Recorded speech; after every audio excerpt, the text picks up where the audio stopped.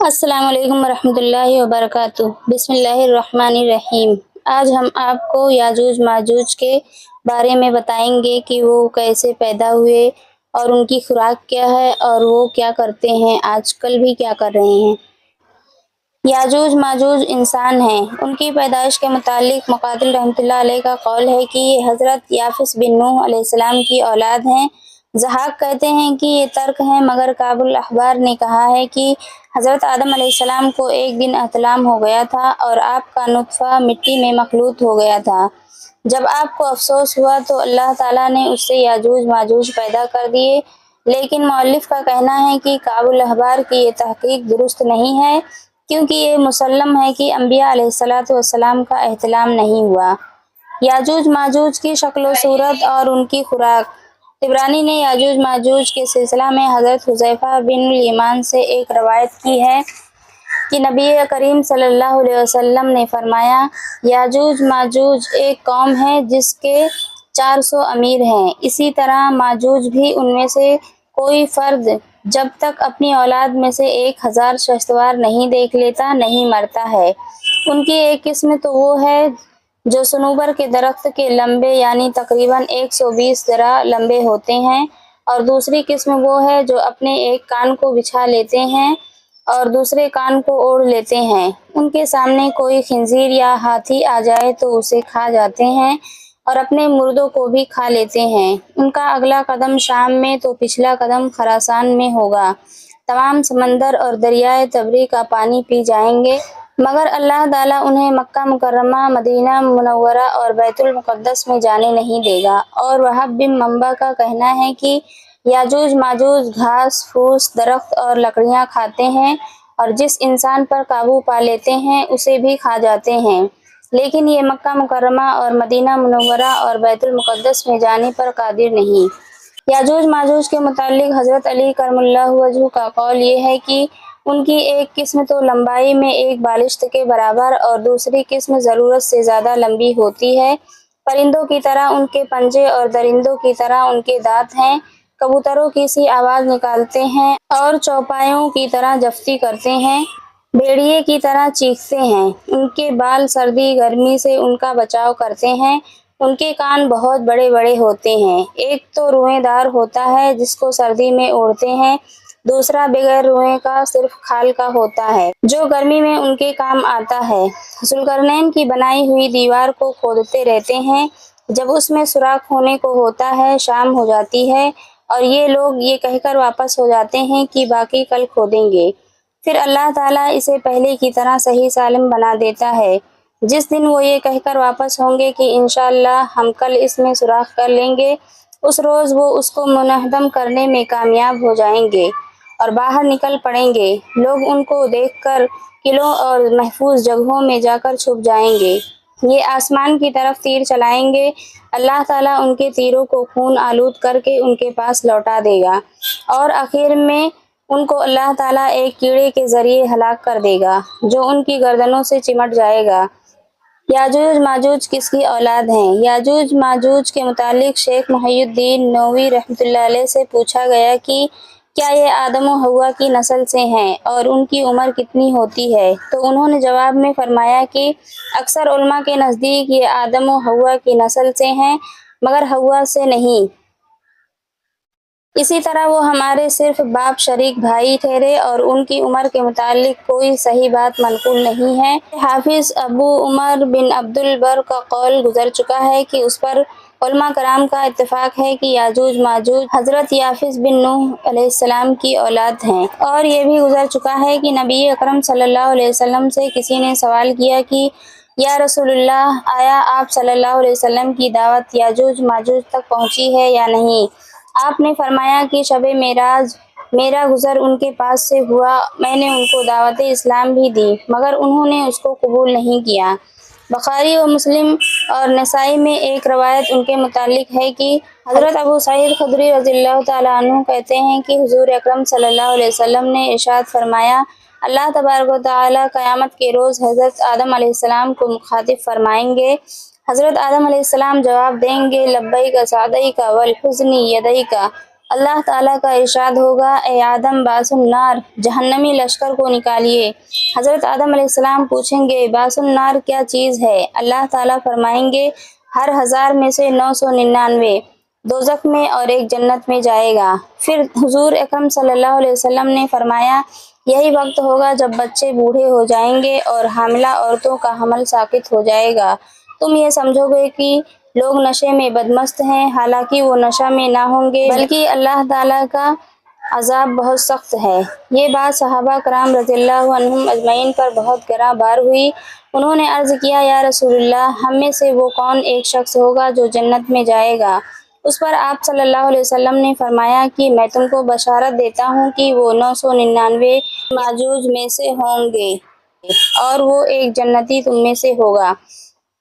علماء کرام کا کہنا ہے کہ اس کام کے لیے حضرت آدم علیہ السلام کو طلب کرنے کی وجہ یہ ہے کہ وہ سب انسانوں کے باپ ہیں، اور ابو داؤد کو چھوڑ دیگر بہت سے محدثین نے حضرت زینب بنت جحش کی یہ روایت نقل کی ہے کہ وہ فرماتی ہیں کہ ایک روز حضور اکرم صلی اللہ علیہ وسلم تشریف لائے اور آپ صلی اللہ علیہ وسلم پر گھبراہٹ کا عالم طاری تھا، چہرہ مبارک سرخ ہو رہا تھا اور زبان پر یہ الفاظ جاری تھے، لا الہ الا اللہ، ہلاکت ہے عرب کے اس شہر سے جو قریب آ چکا ہے۔ یاجوج و ماجوج کی دیوار کا کھلنا اس طرح قریب آ چکا ہے، اور آپ صلی اللہ علیہ وسلم نے انگوٹھے اور شہادت کی انگلی ملا کر اشارہ کیا۔ حضرت زینب رضی اللہ تعالی عنہا فرماتی ہیں، میں نے عرض کیا، یا رسول اللہ، ہم میں سے صالحین نیک لوگ موجود ہوں گے جب بھی ہم ہلاک ہو جائیں گے؟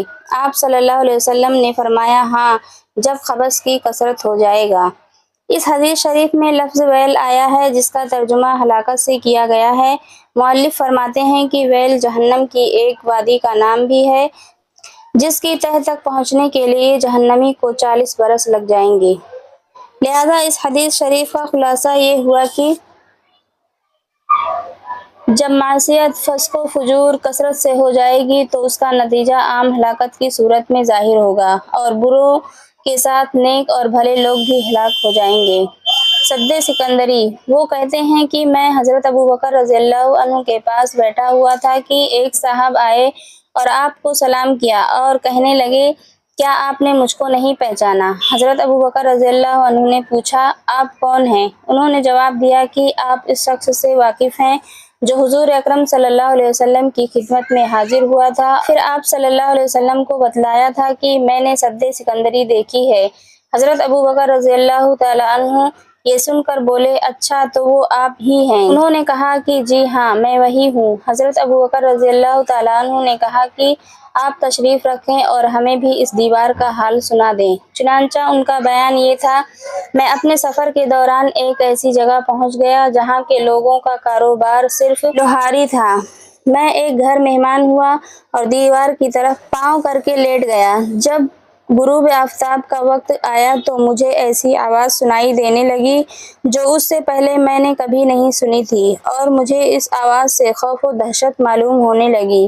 یہ دیکھ کر صاحب خانہ نے مجھے تسلی دی کہ گھبرانے اور ڈرنے کی کوئی ضرورت نہیں، آپ کو یہاں کوئی خطرہ نہیں ہے، یہ ان لوگوں کی آواز ہے جو اس وقت سامنے کی دیوار سے واپس جا رہے ہیں۔ اگر آپ کو تکلیف نہ ہو تو آپ اس دیوار کو دیکھ سکتے ہیں۔ میں نے کہا، میں اسے ضرور دیکھوں گا۔ چنانچہ میں نے جا کر اس دیوار کو دیکھا۔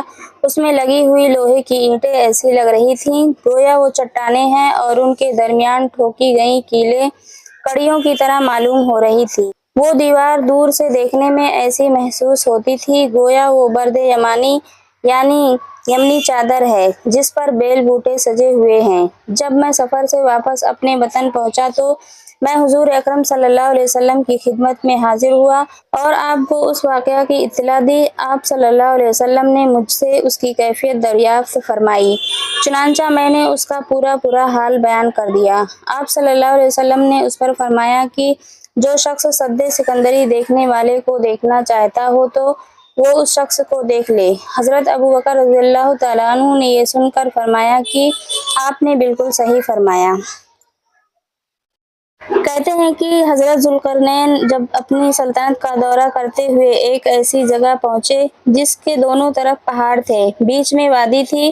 وہاں کے بسنے والوں کی گفتگو ان کی سمجھ میں نہ آئی۔ یا وہ قوم آپ کی گفتگو سمجھنے پر قادر نہ تھی، مگر انہوں نے کسی طرح حضرت سکندر ذوالقرنین سے یہ شکایت کی کہ یاجوج ماجوج ہماری کھیتیاں تباہ کر دیتے ہیں، کیونکہ یاجوج ماجوج ان غریبوں کی بستی میں آ کر گھاس پتے اور سبزیاں کھا جاتے تھے اور سوکھی ہوئی لکڑیاں اٹھا کر لے جاتے تھے، بقول بعض آ کر انسانوں کو کھا جاتے تھے۔ اس قوم نے آپ سے عرض کیا کہ ہم آپ کے لیے چندہ کر دیتے ہیں، آپ ہمارے اور ان یاجوج ماجوج کے درمیان ایک مضبوط دیوار بنا دیں۔ حضرت سکندر ذوالقرنین نے کہا کہ تم کو تمہاری دولت مبارک ہو، تم صرف کام کرانے میں میرا تعاون کرو، ساز و سامان ہمارے پاس کافی موجود ہے، خدا نے مجھے بہت کچھ دے رکھا ہے۔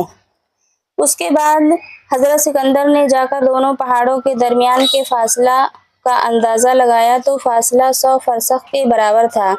چنانچہ بنیادیں کھودنے کا حکم دیا اور اتنی گہری بنیادیں کھدوائیں کہ پانی نکلنے لگا، اور یہ بنیادیں چوڑائی میں 50 فرسخ تک کھودی گئیں، اور اس بنیاد کا بھراؤ بڑی بڑی چٹانوں سے کیا گیا اور اس کا گارا پگھلے ہوئے تانبے کو بنایا گیا۔ وہ دیوار ایسی تیار ہو گئی گویا زمین کے اندر سے نکلا ہوا پہاڑ ہو۔ دوسرا قول یہ ہے کہ بنیادوں میں اور دیواروں میں بھی پتھر نہیں بلکہ لوہے کے بڑے بڑے ٹکڑے لگائے گئے، پھر ان ٹکڑوں کے درمیان لکڑیاں اور کوئلے چن دیے گئے اور بھٹی جلا دی گئی۔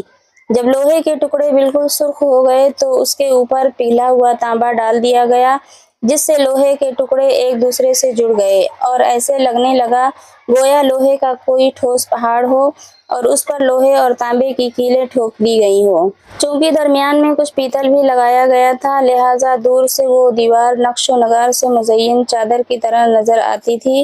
اس کے بعد وہ یاجوج ماجوج اس دیوار کے چکنی ہونے کی وجہ سے نہ تو اس پر چڑھ سکتے ہیں اور نہ ہی اس میں وہ سوراخ کر سکتے تھے، کیونکہ وہ بہت مضبوط ہے۔ ایک طرف سے دیوار اور دوسری طرف سے سمندر کے درمیان ان کو قید کر دیا گیا ہے اور وہ اب تک اسی جگہ قید ہیں۔ ان کی خوراک وہ مچھلیاں ہیں جو موسم ربیع میں ان پر بارش کی طرح برستی ہیں۔ بعض نے سانپ کہا ہے اور وہی وہ پورے سال کھاتے ہیں۔ ان کی تعداد کی کثرت کے باوجود انہیں خوراک کی کمی نہیں ہونے پاتی۔ یہ ہمارے خدا تعالیٰ کی قدرت کا کرشمہ ہے۔ واللہ تعالیٰ عالم بالصواب۔ اللہ اکبر۔ ویڈیو اگر پسند آئے تو چینل کو سبسکرائب اور لائک ضرور کریں، شیئر کریں۔ شکریہ۔